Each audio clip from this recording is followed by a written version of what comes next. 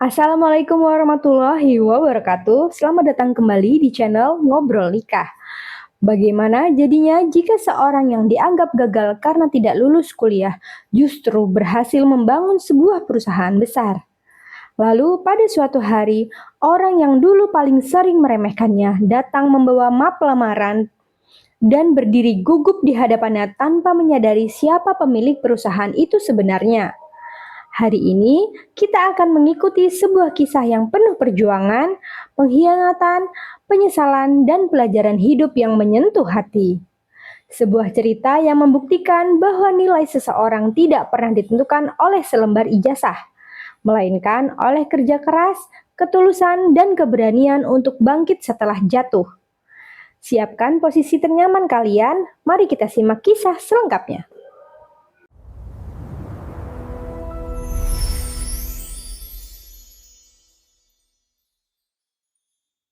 Mentari pagi baru saja muncul di balik deretan ruko tua yang mulai ramai oleh aktivitas warga.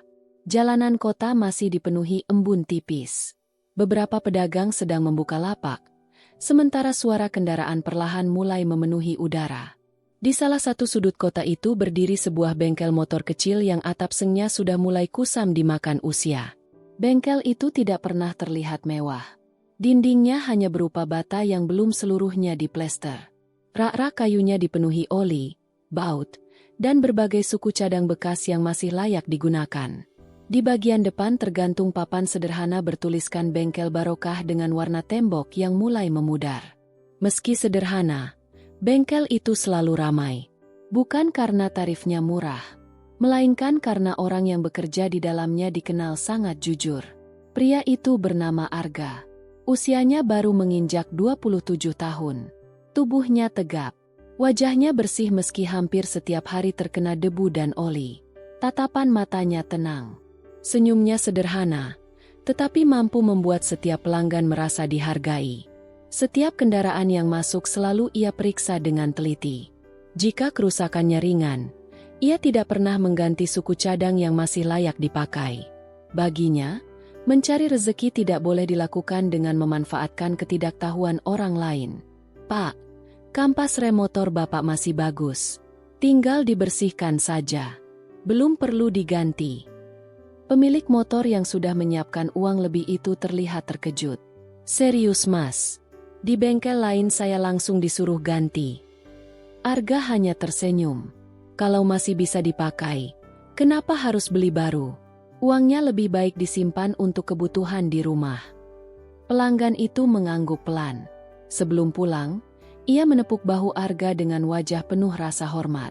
Kejujuran sederhana seperti itulah yang membuat nama Arga perlahan dikenal banyak orang. Namun tidak semua orang melihatnya dengan cara yang sama. Bagi sebagian orang, Arga hanyalah seorang pria yang gagal. 7 tahun sebelumnya, Arga pernah menjadi mahasiswa di salah satu universitas swasta terkenal. Ia dikenal sebagai mahasiswa yang cerdas. Nilainya selalu baik. Bahkan beberapa dosen pernah mengatakan bahwa Arga memiliki masa depan yang cerah. Namun kehidupan memiliki rencana yang berbeda. Ayah Arga mengalami kecelakaan kerja yang membuatnya tidak lagi mampu mencari nafkah. Ibunya hanya berjualan gorengan di depan rumah. Biaya pengobatan terus bertambah. Tabungan keluarga habis sedikit demi sedikit. Pada akhirnya Arga mengambil keputusan yang mengubah seluruh hidupnya. Ia berhenti kuliah. Bukan karena malas belajar. Bukan pula karena nilainya buruk. Ia memilih bekerja agar kedua orang tuanya tetap bisa makan setiap hari. Keputusan itu tidak pernah ia sesali. Meski demikian, tidak semua orang memahami alasan tersebut. Banyak teman kuliahnya mulai menjaga jarak. Sebagian menganggap Arga tidak sanggup mengikuti perkuliahan. Sebagian lagi mulai menghapus namanya dari berbagai kelompok pertemanan. Yang paling menyakitkan adalah perlakuan beberapa sahabat dekatnya. Suatu sore ketika Arga sedang mengambil berkas pengunduran diri di kampus, ia tanpa sengaja bertemu beberapa teman seangkatannya di kantin. Mereka baru selesai mengikuti presentasi. Tawa mereka terdengar sangat keras. Salah seorang di antaranya bernama Kevin. Kevin dikenal sebagai mahasiswa paling percaya diri di kelas.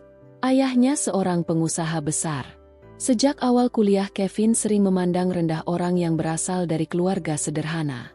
Melihat Arga membawa map berisi surat pengunduran diri, Kevin langsung tersenyum sinis. "Jadi benar kamu berhenti kuliah?" Arga hanya mengangguk pelan. Kevin tertawa kecil.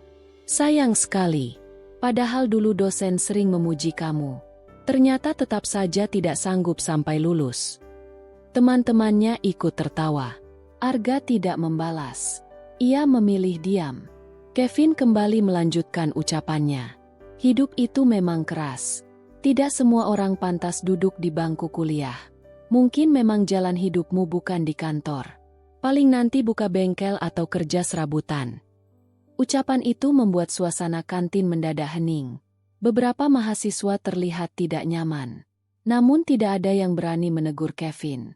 Arga menatap pria itu beberapa detik. Wajahnya tetap tenang. Tidak ada kemarahan. Tidak ada kebencian.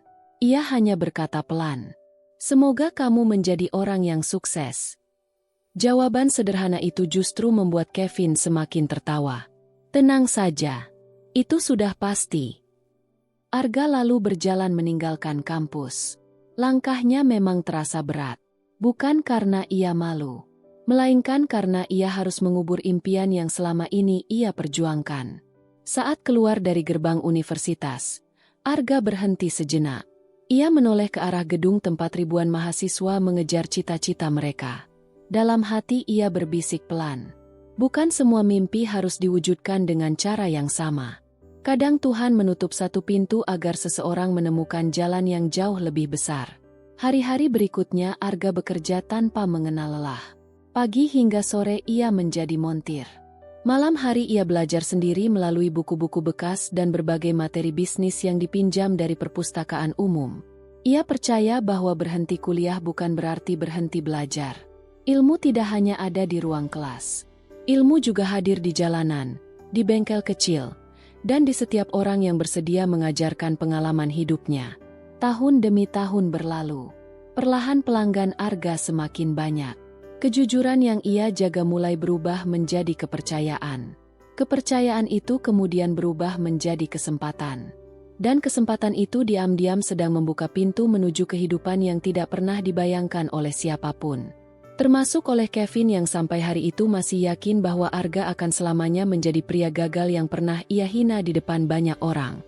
3 tahun berlalu sejak Arga meninggalkan bangku kuliah. Banyak hal berubah dalam hidupnya. Bengkel kecil yang dulu hanya memiliki satu meja kerja kini mulai dipenuhi pelanggan dari berbagai daerah. Setiap pagi, halaman depan bengkel sudah dipenuhi deretan sepeda motor yang menunggu giliran diperbaiki. Beberapa pelanggan bahkan rela datang sebelum matahari terbit hanya agar kendaraan mereka ditangani langsung oleh Arga. Kepercayaan masyarakat tumbuh sedikit demi sedikit. Bukan karena Arga memasang iklan besar. Bukan pula karena ia memiliki bengkel paling modern. Semua itu lahir dari satu kebiasaan yang tidak pernah berubah. Kejujuran. Suatu pagi seorang ibu parubaya datang sambil mendorong sepeda motornya. Motor itu sudah beberapa kali masuk bengkel lain, tetapi kerusakannya tidak pernah benar-benar selesai. Arga memeriksa kendaraan itu dengan teliti. Ia membuka bagian mesin satu persatu. Tidak sampai 15 menit kemudian, ia menemukan penyebabnya. Hanya sebuah selang bahan bakar yang tersumbat oleh kotoran. Kerusakan yang sangat sederhana. Ibu itu tampak cemas. "Mas, kira-kira biayanya berapa?" Arga tersenyum ramah. "Tidak mahal, Bu. Cukup dibersihkan saja." Wanita itu terlihat tidak percaya.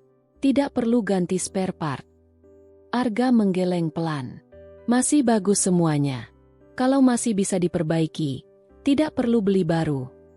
Mata wanita itu mulai berkaca-kaca. Ia bercerita bahwa beberapa hari sebelumnya ia hampir menjual cincin pernikahannya karena mengira biaya perbaikan motor akan sangat mahal. Motor itu digunakan anaknya untuk bekerja sebagai kurir. Kalau motor itu tidak bisa dipakai, anaknya tidak memiliki penghasilan. Arga hanya menerima biaya jasa yang sangat wajar. Saat wanita itu pulang, ia terus mengucapkan terima kasih berkali-kali. Peristiwa sederhana itu ternyata membawa dampak yang tidak pernah Arga bayangkan. Anak wanita tersebut bekerja di sebuah perusahaan logistik nasional. Ia menceritakan pengalaman ibunya kepada seluruh rekan kerjanya. Dalam waktu beberapa minggu, puluhan kendaraan operasional perusahaan mulai rutin diservis di bengkel Barokah.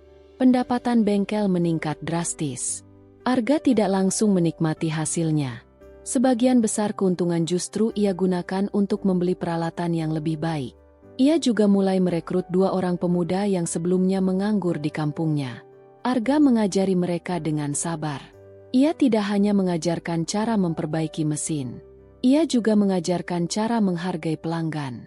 Setiap sore setelah bengkel tutup, Arga selalu mengumpulkan kedua karyawannya. Mereka duduk di depan bengkel sambil menikmati teh hangat. Disitulah Arga sering memberikan nasihat sederhana. Bengkel ini tidak akan besar kalau kita hanya mengejar uang. Orang datang karena percaya. Kalau kepercayaan itu rusak, pelanggan tidak akan kembali. Kedua pemuda itu selalu mengangguk. Mereka melihat sendiri bagaimana pelanggan memperlakukan Arga dengan penuh rasa hormat. Beberapa bahkan datang hanya untuk sekadar berbincang sebelum pulang bekerja. Sementara kehidupan Arga mulai membaik, keadaan Kevin justru berjalan sangat berbeda.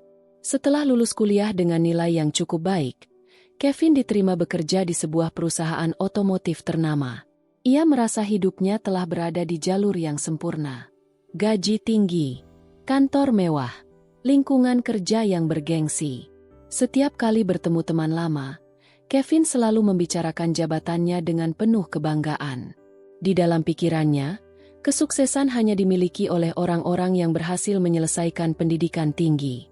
Ia sama sekali tidak pernah memikirkan Arga lagi. Baginya, mantan teman kuliahnya itu mungkin masih berkutat dengan oli dan baut di bengkel kecil. Namun kehidupan sering memiliki cara yang sangat unik untuk membalikan keadaan.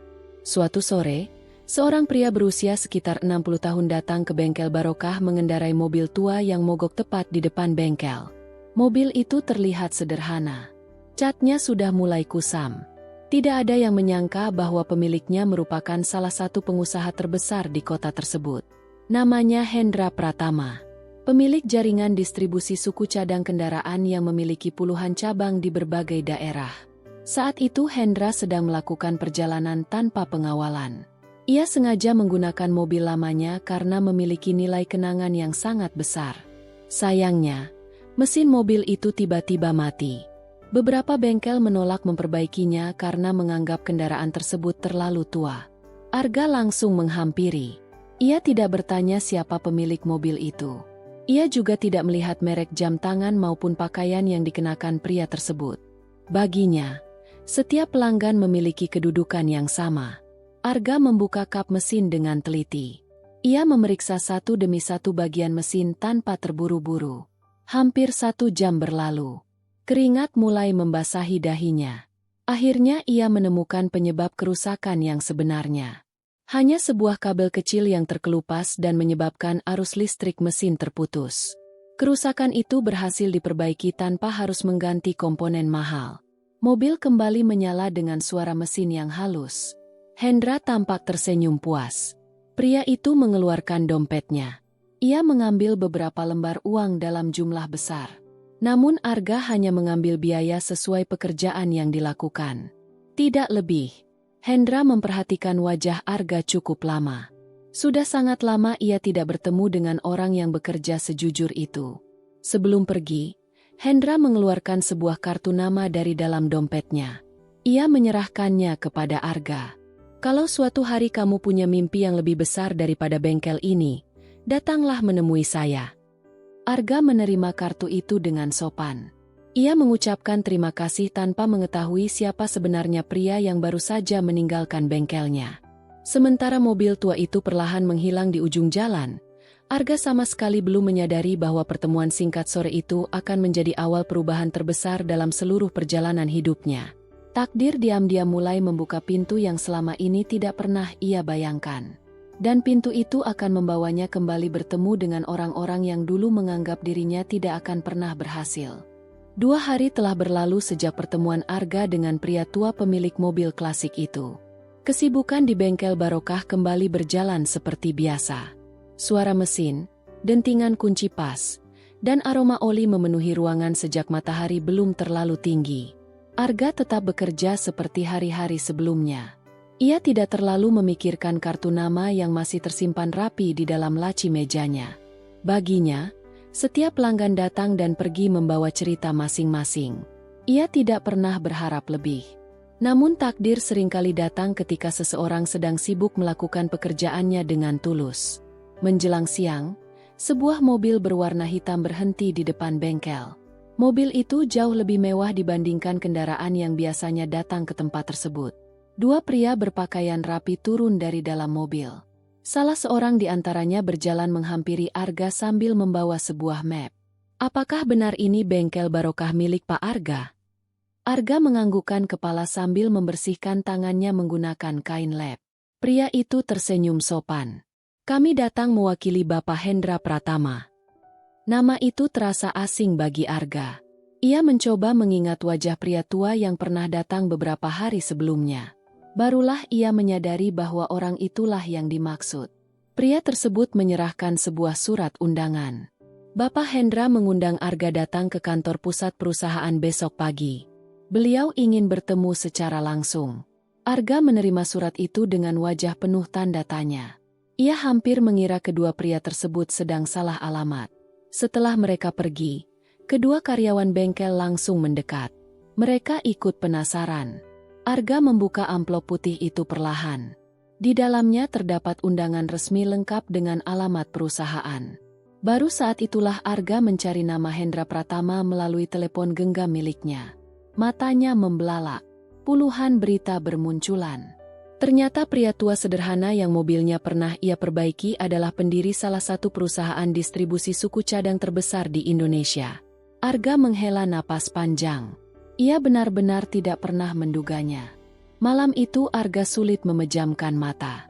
Ia terus bertanya-tanya mengapa seorang pengusaha sebesar itu ingin bertemu dengannya. Ia tidak memiliki gelar sarjana. Ia juga tidak memiliki perusahaan besar.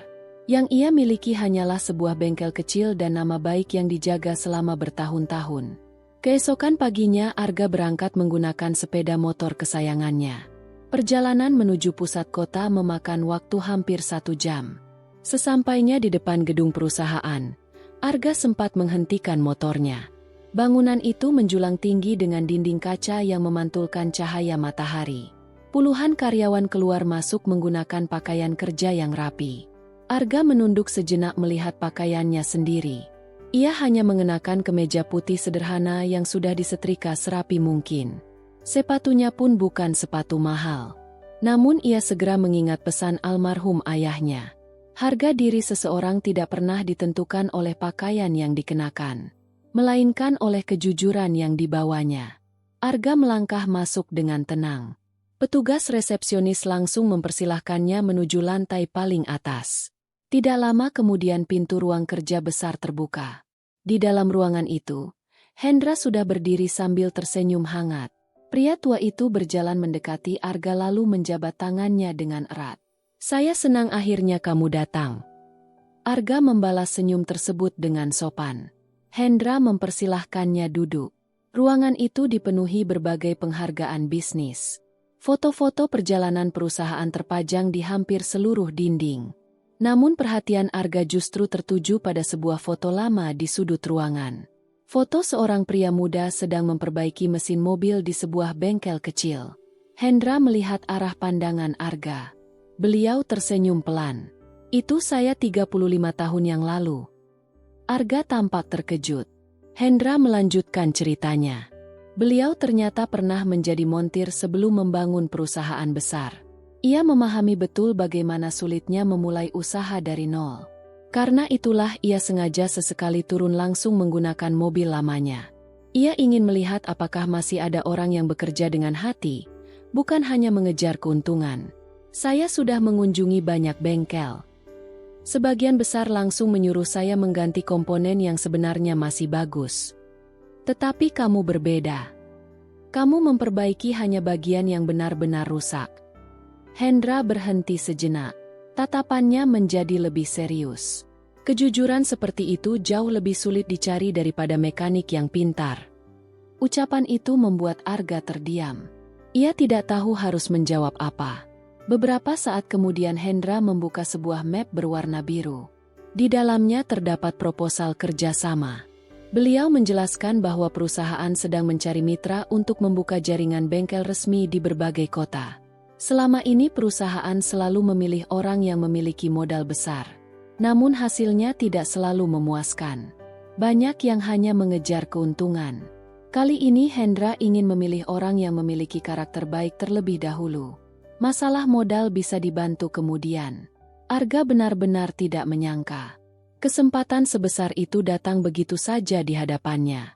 Namun ia tidak langsung mengiyakan. Ia meminta waktu untuk berpikir. Bukan karena menolak. Melainkan karena ia tidak ingin menerima amanah sebesar itu tanpa perhitungan yang matang. Sikap Arga membuat Hendra semakin yakin. Orang yang terlalu cepat menerima sesuatu biasanya lebih mudah tergoda oleh keuntungan. Sebaliknya, orang yang berpikir matang cenderung memahami tanggung jawab yang akan dipikulnya. Sebelum Arga pulang, Hendra mengatakan satu kalimat yang terus terngiang di dalam kepalanya sepanjang perjalanan. Arga. Orang yang gagal bukanlah mereka yang berhenti kuliah. Orang yang gagal adalah mereka yang berhenti belajar. Kalimat sederhana itu terasa begitu dalam. Saat Arga keluar dari gedung perusahaan, ia memandang langit yang cerah dengan hati yang dipenuhi rasa syukur. Ia belum mengetahui kemana jalan itu akan membawanya. Namun ia mulai menyadari bahwa setiap penghinaan yang pernah ia terima dahulu perlahan sedang berubah menjadi batu pijakan menuju kehidupan yang sama sekali baru. Dan jauh di tempat lain, Kevin yang sedang menikmati makan siang di kantornya belum mengetahui bahwa takdir perlahan mulai menggerakkan mereka menuju sebuah pertemuan yang akan mengubah hidup keduanya untuk selamanya. Pertemuan dengan Hendra Pratama menjadi titik balik yang tidak pernah dibayangkan oleh Arga.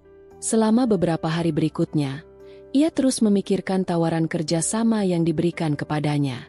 Hampir setiap malam ia membuka kembali proposal yang dibawa pulang dari kantor perusahaan tersebut.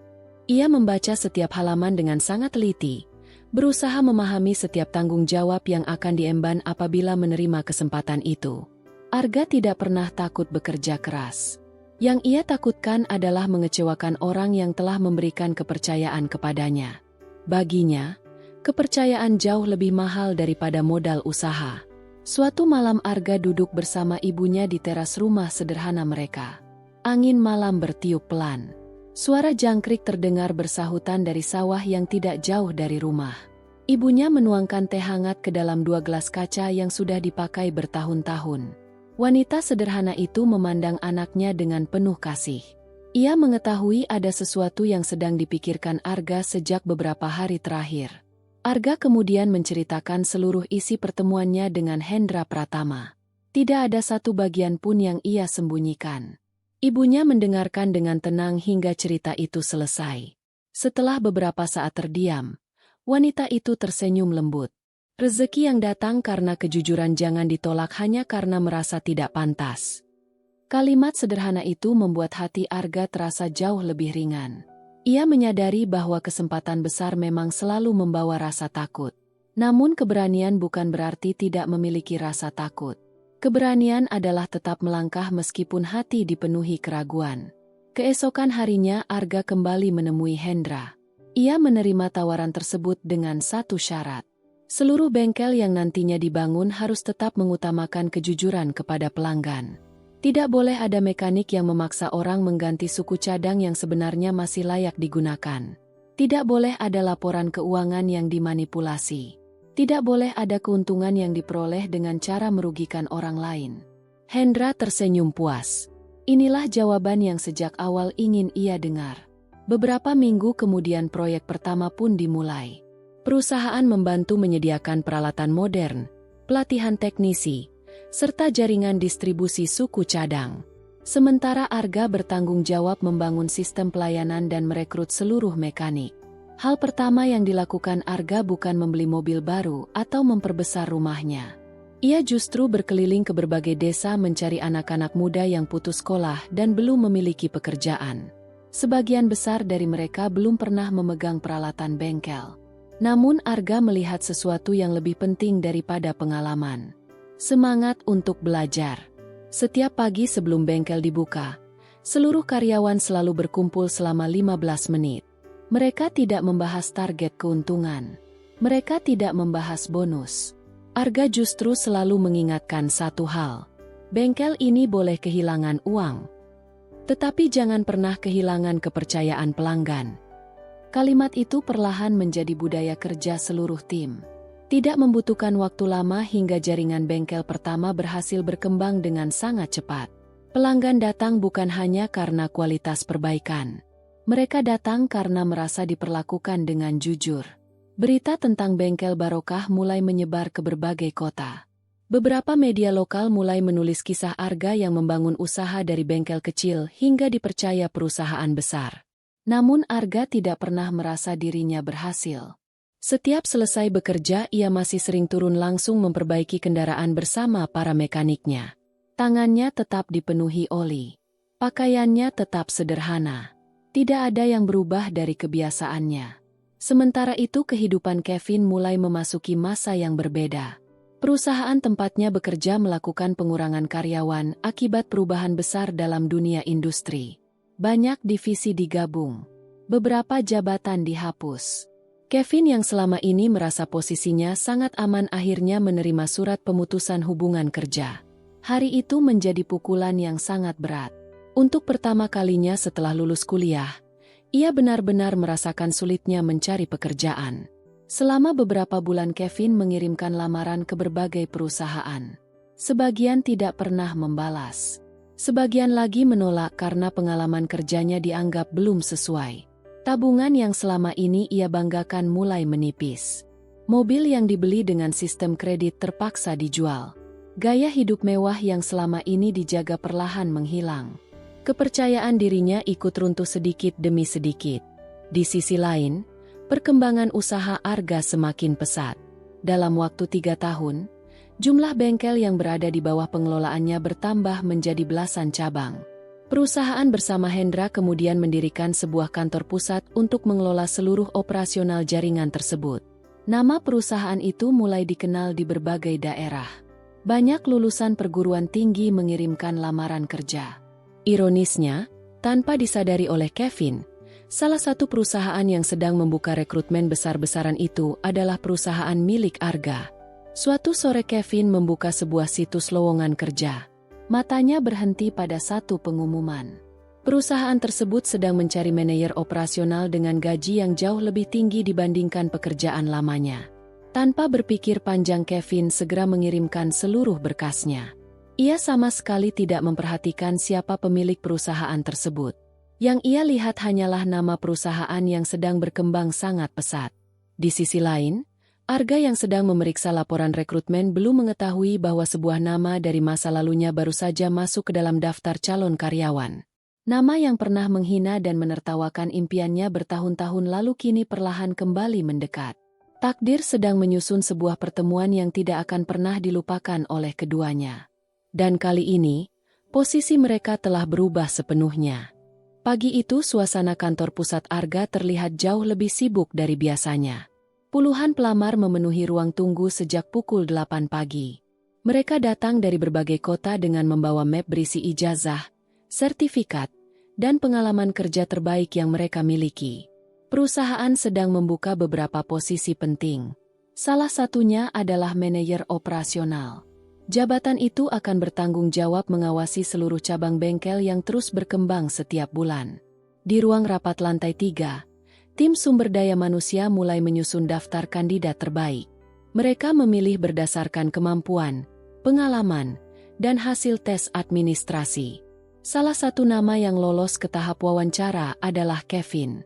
Tidak ada seorang pun yang mengetahui hubungan masa lalu antara Kevin dan pemilik perusahaan. Nama itu hanyalah salah satu dari puluhan pelamar yang memenuhi syarat.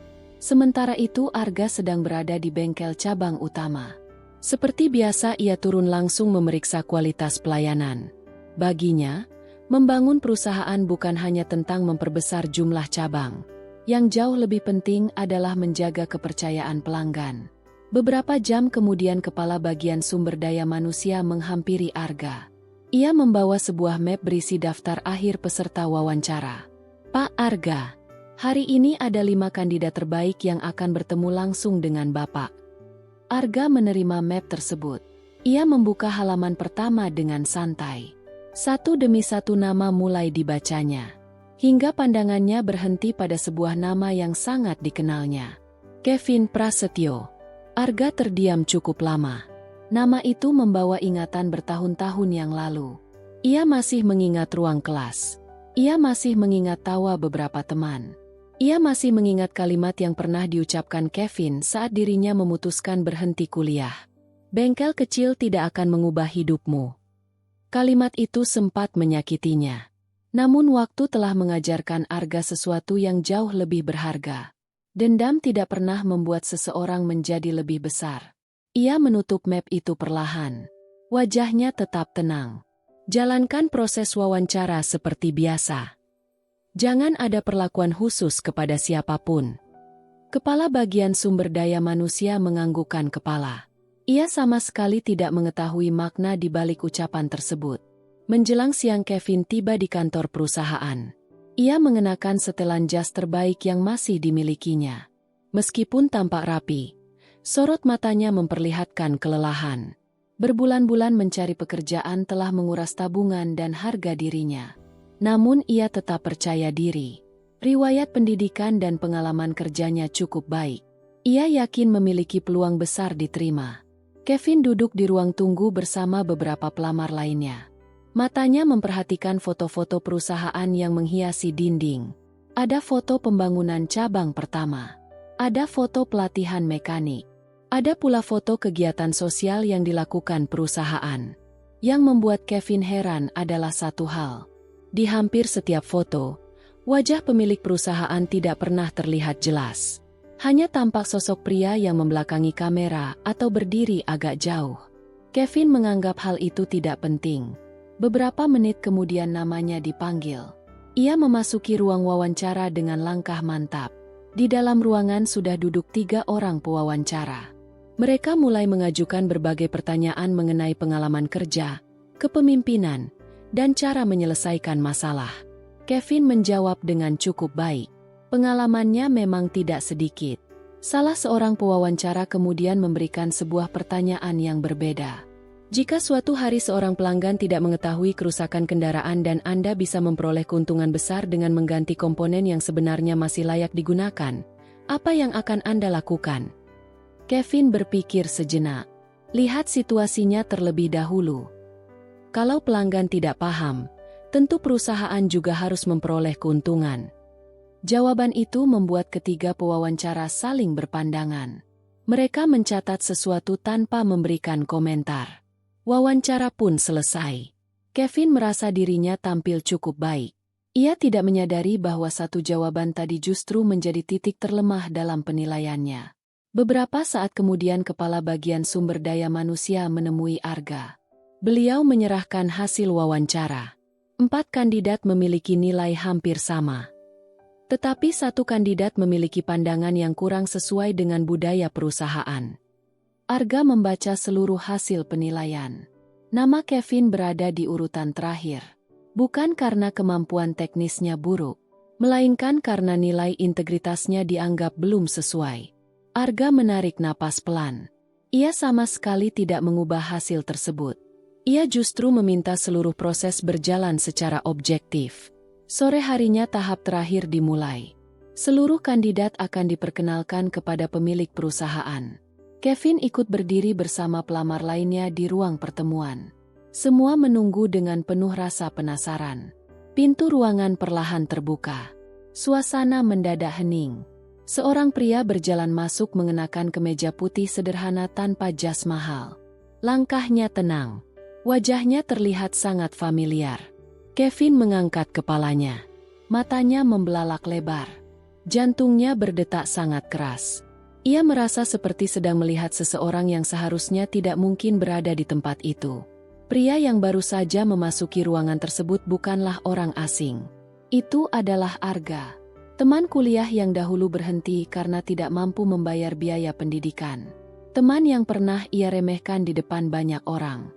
Kini berdiri sebagai pemilik perusahaan tempat dirinya melamar pekerjaan. Tubuh Kevin mendadak terasa kaku. Tangannya mulai berkeringat. Pikirannya dipenuhi berbagai kenangan yang selama ini telah lama ia lupakan.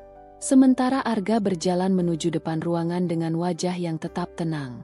Tidak ada senyum kemenangan. Tidak ada tatapan balas dendam. Ia hanya berdiri memandang seluruh peserta dengan sikap yang sama kepada setiap orang. Namun bagi Kevin, beberapa detik itu terasa jauh lebih berat daripada seluruh bulan yang telah ia lalui tanpa pekerjaan. Untuk pertama kalinya dalam hidupnya, ia benar-benar memahami bahwa roda kehidupan dapat berputar dengan cara yang sama sekali tidak pernah bisa ditebak. Dan ia belum mengetahui bahwa ujian terbesar bukanlah kehilangan pekerjaannya, melainkan menghadapi orang yang dahulu pernah ia rendahkan, tetapi kini memiliki kesempatan penuh untuk menentukan masa depannya.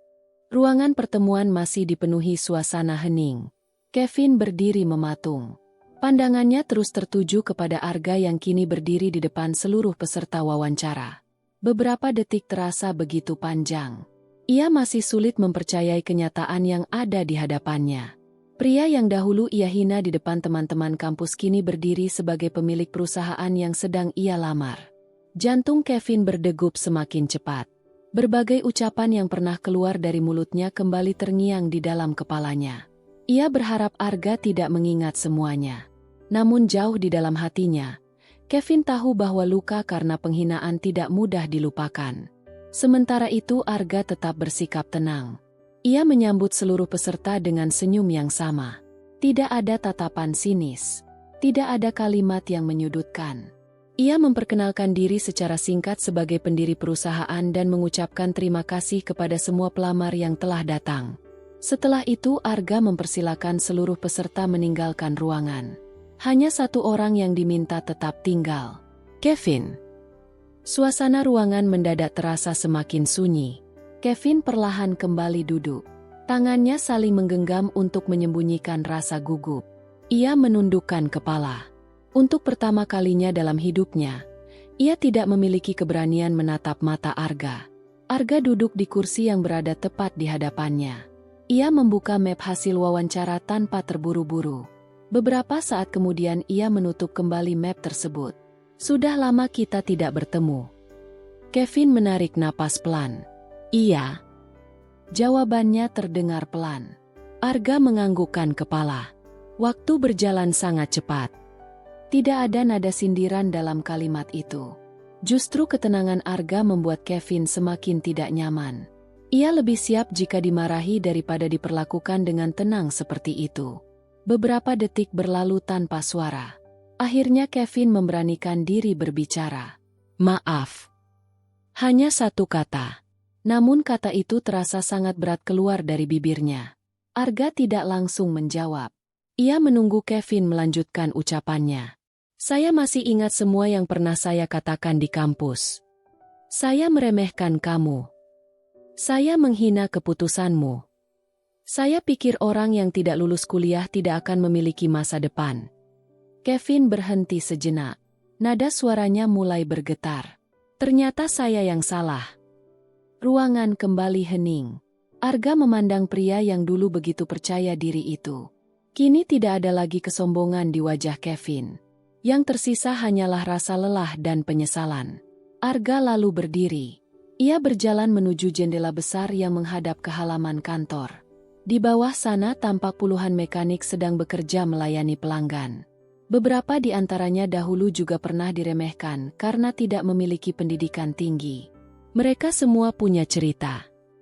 Ucap Arga pelan. Ada yang dulu menjadi buruh bangunan. Ada yang pernah putus sekolah. Ada yang pernah hidup di jalan. Tetapi hari ini mereka bekerja dengan penuh harga diri. Kevin ikut memandang ke arah luar. Ia baru menyadari bahwa perusahaan sebesar ini dibangun oleh orang-orang yang selama ini sering dipandang sebelah mata. Arga kembali duduk. Kemudian ia mengajukan satu pertanyaan. Kalau waktu bisa diputar kembali, apakah kamu masih akan mengatakan semua ucapan itu kepada saya? Kevin menggeleng tanpa berpikir. Tidak. Saya akan menarik semua ucapan itu kalau memang bisa. Saya terlalu sombong waktu itu. Arga menganggukkan kepala. Ia percaya jawaban itu tulus. Namun sebagai pemimpin perusahaan, Ia tidak boleh mengambil keputusan berdasarkan rasa kasihan. Ia harus melihat kemampuan dan karakter. Kevin, saya ingin bertanya satu hal lagi. Kevin mengangkat wajahnya. Kenapa kamu ingin bekerja di perusahaan ini? Kevin terdiam cukup lama. Ia sempat ingin menjawab karena gajinya besar, karena perusahaannya berkembang, karena fasilitasnya bagus.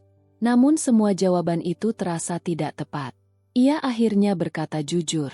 Saya ingin memulai hidup dari awal. Saya kehilangan pekerjaan. Saya kehilangan banyak teman. Saya baru sadar bahwa selama ini saya terlalu mengejar jabatan. Saya ingin belajar menjadi orang yang lebih baik. Arga mendengarkan tanpa memotong sedikit pun. Kejujuran selalu terdengar berbeda. Tidak dibuat-buat.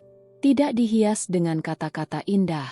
Setelah beberapa saat berpikir, Arga menutup map itu. Hasil wawancaramu memang belum memenuhi standar perusahaan. Kalimat itu membuat wajah Kevin kembali pucat.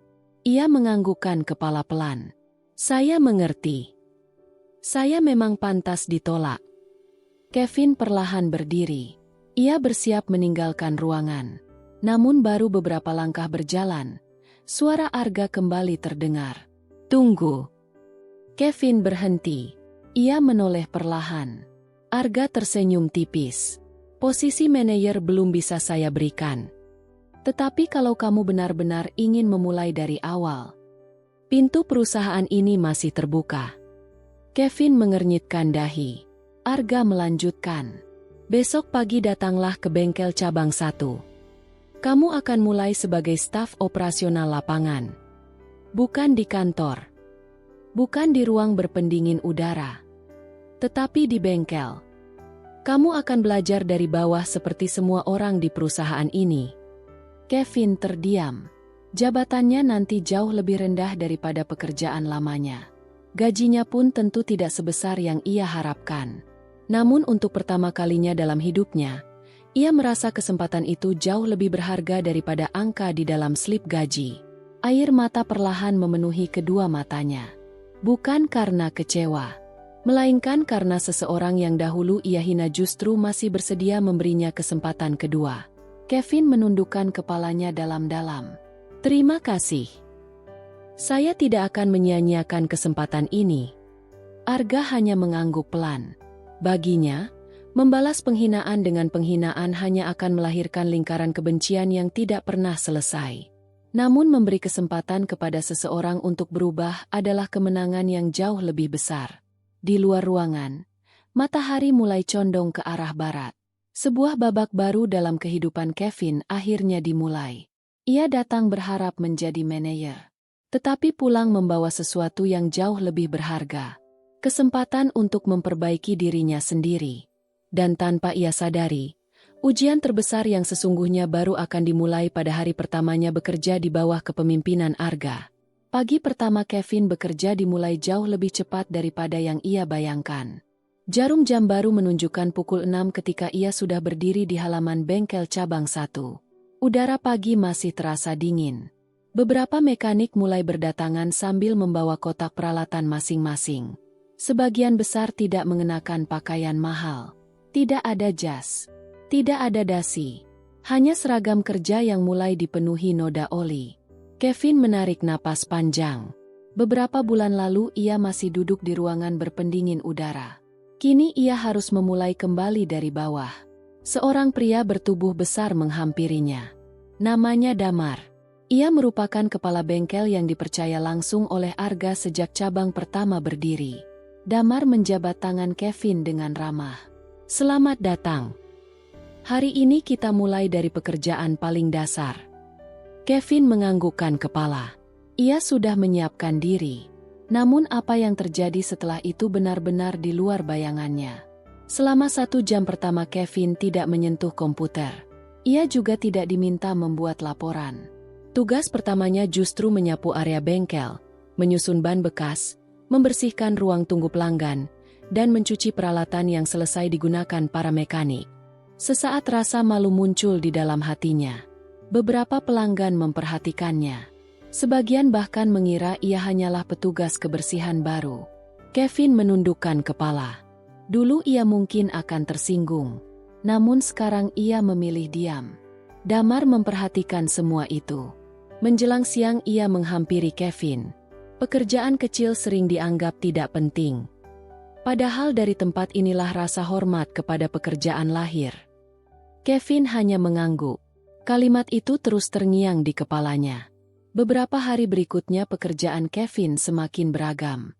Ia belajar menerima kendaraan pelanggan, mencatat keluhan mereka, mengangkat ban, merapikan gudang suku cadang. Bahkan beberapa kali membantu mengantar pelanggan yang motornya mogok di pinggir jalan. Tubuhnya mulai pegal. Telapak tangannya yang dulu halus kini perlahan dipenuhi lecet. Namun perlahan ia mulai memahami sesuatu. Setiap orang di bengkel itu bekerja dengan penuh kebanggaan. Tidak ada yang merasa rendah karena tangannya kotor oleh oli. Mereka justru tersenyum setiap kali berhasil membantu pelanggan. Suatu siang seorang bapak tua datang membawa sepeda motor tua yang sudah belasan tahun digunakan. Motor itu sering mogok. Pria tua tersebut tampak cemas. Ia mengaku hanya memiliki uang yang sangat terbatas. Kevin langsung teringat kebiasaannya saat masih bekerja di perusahaan lama. Ia hampir saja menyarankan penggantian beberapa komponen. Namun Damar meminta seluruh mekanik berhenti bekerja sejenak. Ia memanggil Kevin mendekat. Lihat baik-baik. Damar membongkar mesin perlahan. Setelah diperiksa hampir 30 menit, ternyata kerusakannya hanya berasal dari selang bensin yang tersumbat. Biaya perbaikannya sangat murah. Pria tua itu tersenyum lega. Matanya bahkan terlihat berkaca-kaca. Kalau harus ganti mesin saya tidak sanggup. Saya memakai motor ini untuk mengantar cucu sekolah setiap pagi. Damar hanya tersenyum. Motor ini masih bisa menemani bapak cukup lama. Pria tua itu terus mengucapkan terima kasih sebelum pulang. Kevin berdiri memandang kendaraan yang perlahan menjauh dari halaman bengkel. Dadanya terasa hangat. Ia mulai memahami mengapa Arga selalu mengatakan bahwa kepercayaan pelanggan lebih mahal daripada keuntungan sesaat. Sore harinya seluruh mekanik berkumpul seperti biasa. Mereka menikmati teh hangat sambil melepas lelah setelah bekerja seharian. Tidak lama kemudian sebuah mobil sederhana berhenti di depan bengkel. Arga turun seorang diri. Tidak ada pengawal. Tidak ada sopir pribadi. Ia langsung mengambil seragam kerja yang tergantung di ruang belakang. Beberapa menit kemudian Arga sudah ikut membantu memperbaiki kendaraan pelanggan. Kevin memperhatikan semua itu dengan kagum. Pemilik perusahaan yang memiliki belasan cabang ternyata masih rela berlutut di lantai bengkel untuk membuka baut mesin. Tidak ada sedikit pun rasa gengsi. Menjelang maghrib pekerjaan akhirnya selesai. Seluruh mekanik mulai bersiap pulang. Arga memanggil Kevin. Mereka duduk di bangku kayu yang berada di depan bengkel. Matahari perlahan tenggelam di balik deretan rumah. Suasana menjadi tenang. Arga memandang jalan raya yang mulai lengang. Dulu saya juga pernah menyapu lantai seperti kamu. Kevin menoleh. Arga tersenyum kecil.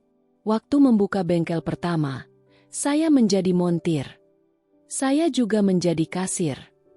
Saya membeli suku cadang sendiri. Saya bahkan mencuci toilet karena belum mampu menggaji orang. Kevin mendengarkan tanpa memotong. Kalau dulu saya malu melakukan semua itu. Hari ini mungkin perusahaan ini tidak pernah berdiri. Arga berhenti sejenak, lalu melanjutkan dengan suara tenang. Pekerjaan tidak pernah membuat seseorang menjadi rendah. Kesombonganlah yang membuat manusia kehilangan nilainya. Kalimat itu terasa menghantam hati Kevin. Ia teringat masa kuliah. Ia pernah menertawakan pekerjaan montir. Ia pernah merasa lebih tinggi hanya karena mengenakan alma mater kampus. Kini ia baru memahami betapa sempit cara berpikirnya saat itu. Malam mulai turun. Kevin pulang dengan langkah yang jauh lebih ringan. Tubuhnya memang terasa lelah. Namun untuk pertama kalinya setelah sekian lama, hatinya justru merasa damai. Ia tidak lagi mengejar jabatan. Ia tidak lagi mengejar pujian. Ia hanya ingin belajar menjadi manusia yang lebih baik. Namun tanpa diketahui siapapun, dari balik sebuah mobil yang terparkir tidak jauh dari bengkel, Sepasang mata sedang memperhatikan Arga dengan penuh rasa iri. Pria itu bernama Randy. Seorang pengusaha bengkel besar yang selama ini menjadi pesaing utama perusahaan Arga. Melihat perkembangan perusahaan yang semakin pesat, Randy mulai merasa posisinya terancam. Di dalam benaknya mulai muncul satu rencana. Bukan untuk bersaing secara sehat, melainkan untuk menjatuhkan nama baik Arga dengan cara apapun. Tanpa disadari oleh Arga maupun Kevin, badai yang jauh lebih besar sedang bergerak perlahan menuju kehidupan mereka. Dan kali ini, bukan hanya masa depan Kevin yang dipertaruhkan, melainkan seluruh kepercayaan yang selama bertahun-tahun dibangun oleh Arga dengan kejujuran. Beberapa minggu setelah Kevin mulai bekerja di bengkel, suasana perusahaan kembali berjalan dengan tenang. Seluruh cabang terus melayani pelanggan seperti biasa. Jumlah kendaraan yang datang bahkan semakin meningkat setiap harinya. Kepercayaan masyarakat terus bertambah. Tidak sedikit pelanggan yang rela menempuh perjalanan puluhan kilometer hanya agar kendaraannya diperiksa oleh mekanik perusahaan Arga. Namun semakin tinggi sebuah pohon tumbuh, semakin besar pula terpaan angin yang akan menghantamnya. Di tempat lain, Randy tidak mampu menyembunyikan rasa iri yang semakin membesar. Selama bertahun-tahun ia menjadi pemilik jaringan bengkel terbesar di kota itu. Kini perlahan para pelanggannya mulai berpindah. Bukan karena harga Arga lebih murah, melainkan karena orang-orang lebih percaya kepada kejujuran yang dibangun perusahaan tersebut. Keadaan itu membuat Randy kehilangan banyak kontrak kerjasama. Setiap laporan keuangan yang masuk membuat wajahnya semakin muram. Suatu malam ia mengumpulkan beberapa orang kepercayaannya di ruang kantor. Pintu ditutup rapat. Tidak seorang pun karyawan lain diperbolehkan masuk. Randy berdiri di depan meja sambil mengepalkan kedua tangannya. Kalau kita terus diam, dalam 2 tahun perusahaan itu akan mengambil seluruh pelanggan kita. Salah seorang anak buahnya menganggukkan kepala. Lalu apa yang harus kita lakukan, Pak? Randy tersenyum tipis. Senyum yang sama sekali tidak membawa ketenangan. Kita tidak perlu mengalahkan kualitas mereka. Cukup hancurkan kepercayaan masyarakat. Kalimat itu membuat ruangan mendadak sunyi. Beberapa hari kemudian sebuah unggahan mulai beredar di media sosial. Video berdurasi kurang dari 1 menit memperlihatkan seorang pelanggan yang mengaku menjadi korban penipuan bengkel Barokah. Di dalam video itu diperlihatkan sebuah mesin kendaraan yang rusak parah. Narasi dalam video tersebut menyebutkan bahwa kerusakan itu terjadi karena mekanik perusahaan Arga sengaja memasang suku cadang bekas. Video itu langsung menyebar sangat cepat. Ribuan orang membagikannya tanpa mencari tahu kebenarannya. Kolom komentar dipenuhi berbagai tuduhan. Sebagian orang langsung mempercayainya. Sebagian lagi mulai meragukan reputasi perusahaan. Pagi berikutnya suasana kantor pusat berubah sangat tegang. Telepon terus berdering. Beberapa pelanggan membatalkan kerjasama. Ada pula perusahaan yang menunda kontrak servis kendaraan operasional mereka. Kevin melihat semua itu dengan wajah cemas. Ia baru bekerja beberapa minggu. Namun ia tahu betapa berat perjuangan Arga membangun nama baik perusahaan. Semua itu bisa runtuh hanya karena satu fitnah. Damar segera mengumpulkan seluruh kepala cabang. Semua menunggu keputusan Arga. Ruangan rapat dipenuhi wajah-wajah yang tegang. Beberapa orang mengusulkan agar perusahaan segera membuat laporan polisi. Sebagian lagi ingin membalas melalui media sosial. Namun Arga hanya duduk diam sambil memperhatikan layar yang menampilkan video tersebut. Ia memutarnya berulang kali. Bukan untuk marah, melainkan untuk mencari sesuatu yang janggal. Setelah beberapa menit, Arga menghentikan video. Ia memperbesar salah satu bagian gambar. Tatapannya berubah serius. Motor ini bukan kendaraan pelanggan kita. Semua orang saling berpandangan. Arga menunjuk nomor rangka yang tampak sekilas di dalam video. Nomor rangka ini bukan format kendaraan yang pernah masuk ke bengkel kita. Kevin mendekat. Ia ikut memperhatikan layar. Benar saja. Video itu memang tampak meyakinkan. Namun ada banyak bagian yang tidak sesuai. Arga kemudian membuka sistem data perusahaan. Seluruh kendaraan yang pernah masuk tercatat dengan sangat rapi. Setelah dicocokkan, Nomor rangka di video sama sekali tidak pernah terdaftar. Ruangan mulai dipenuhi harapan. Namun Arga belum merasa cukup. Kita membutuhkan bukti yang lebih kuat. Hari itu juga seluruh tim bergerak. Mereka mencari asal video tersebut. Kevin ikut membantu.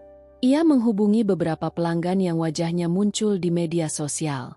Sebagian besar mengaku tidak pernah diwawancarai. Foto mereka ternyata diambil dari akun pribadi tanpa izin. Semakin lama penyelidikan dilakukan, semakin banyak kejanggalan yang ditemukan. Malam harinya Kevin tidak langsung pulang. Ia terus memeriksa rekaman kamera pengawas dari seluruh cabang. Hampir tengah malam ia menemukan sesuatu. Pada rekaman salah satu cabang terlihat seorang pria datang membawa kendaraan. Ia sengaja meminta mekanik mengganti oli. Tidak ada kerusakan lain. Namun sebelum pulang, pria itu diam-diam memotret ruang servis dari berbagai sudut. Wajah pria tersebut sangat jelas. Kevin segera memperbesar gambar. Jantungnya berdetak semakin cepat. Pria itu pernah muncul di kantor Randy beberapa minggu sebelumnya ketika tanpa sengaja Kevin mengantar dokumen ke sebuah kawasan industri. Ingatan itu muncul begitu saja. Kevin langsung membawa rekaman tersebut kepada Arga. Arga memperhatikan layar cukup lama. Ia tidak terburu-buru mengambil kesimpulan. Tetapi firasatnya mengatakan bahwa semua ini bukan kebetulan. Sementara itu, di kantor Randy, suasana justru dipenuhi tawa. Mereka mengira rencana itu berhasil. Beberapa pelanggan mulai membatalkan kerjasama dengan perusahaan Arga. Randy merasa tinggal menunggu waktu hingga nama besar pesaingnya benar-benar hancur. Namun ia tidak mengetahui satu hal yang sangat penting. Orang yang dulu pernah menghina Arga kini justru menjadi orang pertama yang berdiri di sampingnya untuk mencari kebenaran. Kevin memandang layar komputer dengan penuh tekad. Ia menggenggam flash disk yang berisi seluruh rekaman kamera pengawas. Dalam hati ia berjanji. Dulu ia pernah menyakiti Arga dengan kesombongannya. Kali ini ia tidak akan membiarkan siapapun menghancurkan orang yang telah memberinya kesempatan untuk memperbaiki hidup. Di luar kantor, hujan mulai turun membasahi jalanan kota. Sebuah badai besar memang sedang datang. Namun kali ini Arga tidak menghadapinya sendirian. Dan tanpa disadari Randy, langkah pertama menuju kehancurannya sendiri baru saja dimulai. Hujan turun sejak dini hari. Langit kota masih diselimuti awan kelabu ketika Arga memasuki ruang rapat kantor pusat. Di atas meja sudah tersusun beberapa map, sebuah komputer jinjing, dan sebuah flash disk yang semalaman dijaga Kevin. Tidak seorang pun berbicara. Semua menunggu keputusan Arga. Di luar sana, fitnah masih terus menyebar. Beberapa media lokal mulai memberitakan dugaan kecurangan perusahaan.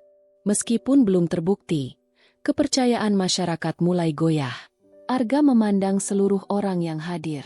Wajah mereka dipenuhi rasa cemas. Namun suara Arga tetap tenang. Hari ini kita tidak akan melawan dengan kemarahan. Kita akan melawan dengan kebenaran. Kalimat itu membuat suasana ruangan perlahan menjadi lebih tenang. Kevin kemudian berdiri. Ia menyalakan layar besar yang berada di depan ruangan. Satu demi satu bukti mulai ditampilkan.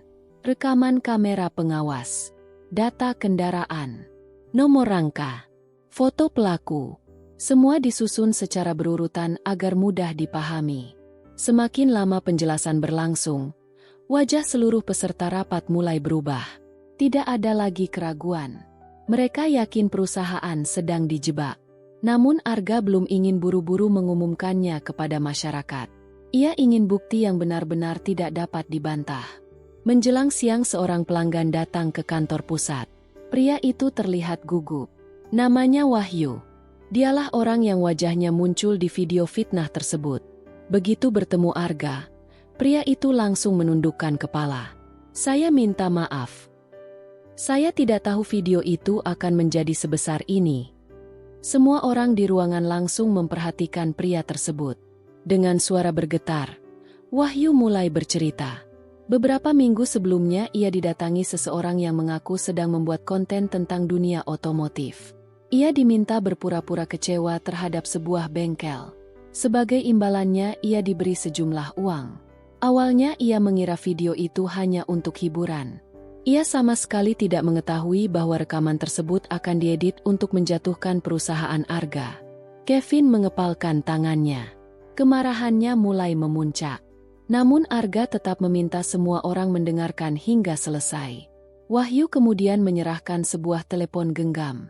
Di dalamnya masih tersimpan percakapan dengan orang yang memberikan uang.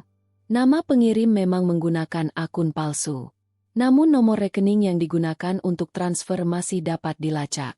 Tim perusahaan segera memeriksa seluruh data tersebut.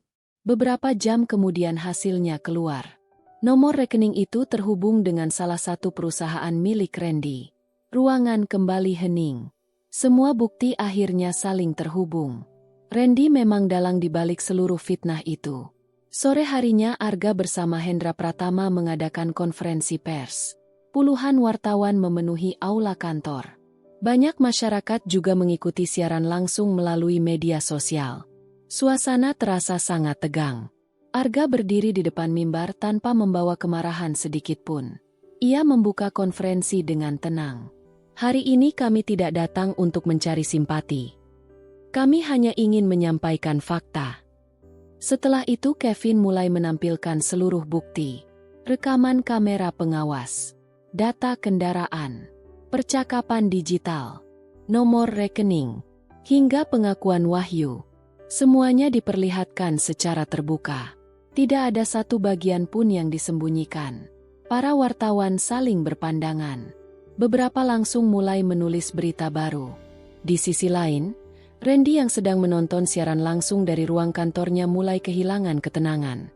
Wajahnya berubah pucat. Ia tidak pernah menyangka semua rencananya bisa terbongkar sedetail itu. Telepon genggamnya mulai berdering tanpa henti. Beberapa rekan bisnis membatalkan kerjasama. Investor meminta penjelasan. Mitra perusahaan mulai menarik diri. Dalam hitungan jam, kerajaan bisnis yang ia bangun selama bertahun-tahun mulai runtuh. Sementara itu konferensi pers masih berlangsung. Seorang wartawan mengangkat tangan. "Pak Arga, apakah Bapak akan membalas dengan tuntutan sebesar-besarnya?" Semua kamera langsung mengarah kepada Arga. Ia terdiam beberapa saat, kemudian menjawab dengan suara yang tetap tenang. "Kesalahan harus dipertanggungjawabkan. Itu urusan hukum. Tetapi kebencian tidak akan pernah saya balas dengan kebencian. Karena tujuan saya sejak awal bukan menghancurkan pesaing. Saya hanya ingin menjaga kepercayaan masyarakat." Jawaban itu membuat seluruh ruangan kembali hening. Beberapa wartawan bahkan menganggukkan kepala. Mereka melihat ketulusan yang tidak dibuat-buat. Berita yang semula dipenuhi tuduhan kini berubah arah. Media mulai memberitakan bagaimana perusahaan Arga berhasil membuktikan dirinya tidak bersalah. Masyarakat yang sebelumnya ragu perlahan kembali percaya. Telepon di kantor pusat kembali berdering. Namun kali ini bukan pembatalan, melainkan permintaan kerjasama baru. Beberapa perusahaan besar yang sempat menunda kontrak kini meminta maaf dan ingin kembali bekerja sama. Menjelang malam suasana kantor berubah jauh lebih hangat. Para karyawan tersenyum lega. Kevin berdiri di dekat jendela memandang hujan yang mulai reda. Ia mengingat dirinya beberapa bulan lalu. Seandainya Arga memilih membalas dendam ketika mereka bertemu kembali, mungkin ia tidak akan pernah berdiri di tempat ini. Air matanya perlahan jatuh. Bukan karena sedih, melainkan karena rasa syukur. Di belakangnya Arga berdiri sambil tersenyum tipis. Kadang Tuhan tidak langsung menghukum kesombongan. Dia membiarkannya tumbuh terlebih dahulu.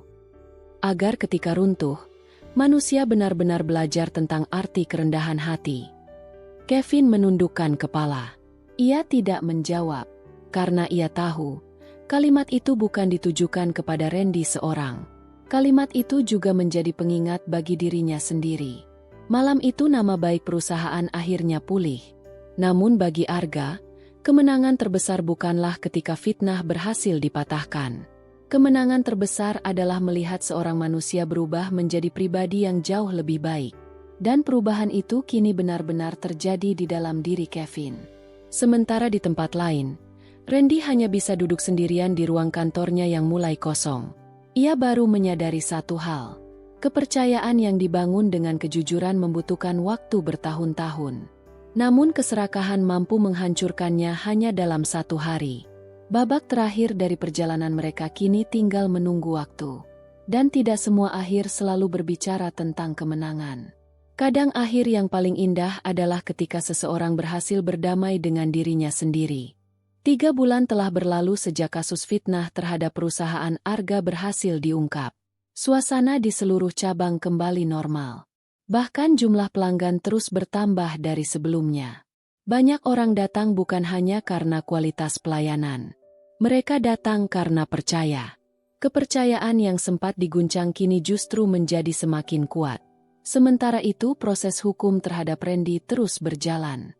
Pengadilan memutuskan bahwa ia terbukti melakukan pencemaran nama baik dan rekayasa informasi untuk menjatuhkan pesaing usahanya. Beberapa aset perusahaan miliknya mulai dijual untuk membayar kerugian.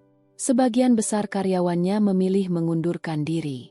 Orang yang dulu begitu dihormati kini harus menerima kenyataan bahwa kesombongan telah menghancurkan semua yang ia bangun. Namun Arga tidak pernah terlihat bergembira atas keadaan itu. Baginya, melihat orang lain jatuh bukanlah sebuah kemenangan. Suatu pagi Arga mengunjungi salah satu cabang yang baru selesai dibangun.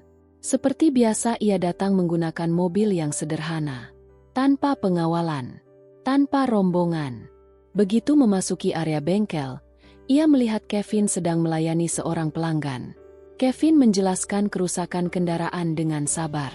Ia juga menawarkan pilihan perbaikan sesuai kemampuan pelanggan. Tidak ada kalimat yang memaksa. Tidak ada usaha mengambil keuntungan berlebihan. Pelanggan itu akhirnya tersenyum lega.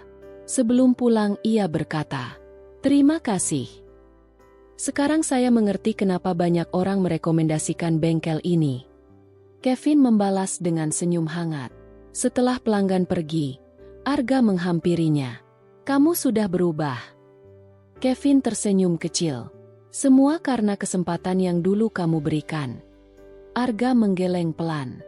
"Bukan. Kesempatan hanya membuka pintu. Yang membuat seseorang berubah adalah kemauan dari dalam dirinya sendiri." Kevin terdiam. Kalimat itu kembali menjadi pelajaran yang tidak akan pernah ia lupakan. Beberapa hari kemudian seluruh karyawan dikumpulkan dalam acara sederhana untuk merayakan ulang tahun perusahaan. Tidak ada panggung mewah. Tidak ada hiburan berlebihan. Hanya makan bersama seluruh karyawan tanpa membedakan jabatan. Setelah acara selesai, Arga berdiri di depan semua orang. Ia menyampaikan pidato singkat. "Dulu perusahaan ini hanya sebuah bengkel kecil. Saya tidak memiliki modal besar. Saya juga tidak memiliki gelar yang tinggi. Yang saya miliki hanya kejujuran. Kalau hari ini perusahaan ini bisa berkembang, itu bukan karena saya lebih hebat. Tetapi karena saya dikelilingi orang-orang yang mau bekerja dengan hati." Semua karyawan memberikan tepuk tangan. Namun Arga belum selesai. Ia memanggil Kevin maju ke depan. Kevin terlihat bingung. Ia sama sekali tidak mengetahui apa yang akan terjadi. Arga menyerahkan sebuah map. Kevin membukanya perlahan. Di dalamnya terdapat surat keputusan pengangkatan sebagai supervisor operasional. Ia langsung menatap Arga dengan mata yang mulai berkaca-kaca. "Saya belum pantas menerima ini." Arga tersenyum. "Jabatan ini bukan hadiah. Ini hasil dari kerja kerasmu selama beberapa bulan terakhir. Saya melihat perubahanmu setiap hari.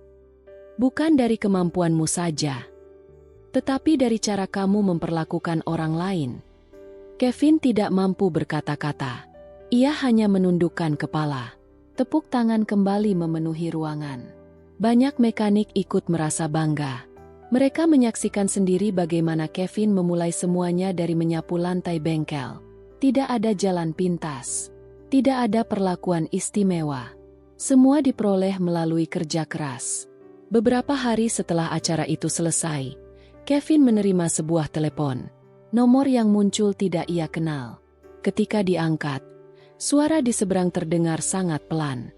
"Kevin." "Aku Randy." Kevin terdiam. Randy meminta izin untuk bertemu. Mereka akhirnya bertemu di sebuah taman kota yang sederhana. Wajah Randy tampak jauh berbeda. Tidak ada lagi pakaian mahal. Tidak ada lagi sikap angkuh. Ia terlihat lebih tua dari usianya. Setelah beberapa saat terdiam, Randy akhirnya berbicara. Aku kehilangan semuanya. Aku baru sadar. Selama ini aku terlalu sibuk menjatuhkan orang lain sampai lupa memperbaiki diriku sendiri. Kevin hanya mendengarkan. Ia memahami perasaan itu. Karena dulu ia juga pernah berada di jalan yang sama. Sebelum berpisah, Randy berkata pelan, "Kalau suatu hari nanti bertemu Arga, tolong sampaikan permintaan maafku." Kevin menganggukkan kepala. Ia tidak memberikan ceramah, tidak pula menghakimi. Karena ia tahu, penyesalan yang paling berat adalah ketika seseorang menyadari kesalahannya setelah semuanya terlambat. Sore harinya Kevin kembali ke bengkel. Ia melihat Arga sedang membantu seorang mekanik muda mengganti kampas rem. Pemandangan itu membuatnya tersenyum. Pemilik perusahaan yang memiliki puluhan cabang itu tetap bekerja seperti hari pertama membuka bengkel. Tidak berubah, tidak merasa lebih tinggi. Saat itulah Kevin benar-benar memahami satu hal. Dulu ia mengira kesuksesan diukur dari gelar, jabatan, dan kemewahan. Kini ia mengerti bahwa ukuran seseorang bukanlah apa yang ia miliki, melainkan bagaimana ia memperlakukan orang lain ketika berada di atas. Karena orang yang benar-benar besar tidak membutuhkan pengakuan. Sikapnya sendirilah yang membuat orang lain menghormatinya. Dan sejak hari itu, Kevin berjanji kepada dirinya sendiri. Jika suatu saat nanti ia berhasil mencapai posisi yang lebih tinggi, ia tidak akan pernah mengulangi kesalahan yang sama. Ia akan mengingat hari ketika dirinya pernah menyapu lantai bengkel. Ia akan mengingat orang yang pernah memberinya kesempatan kedua. Serta mengingat bahwa harga diri seseorang tidak pernah ditentukan oleh pekerjaannya, melainkan oleh kejujuran, kerendahan hati, dan cara ia memperlakukan sesama manusia.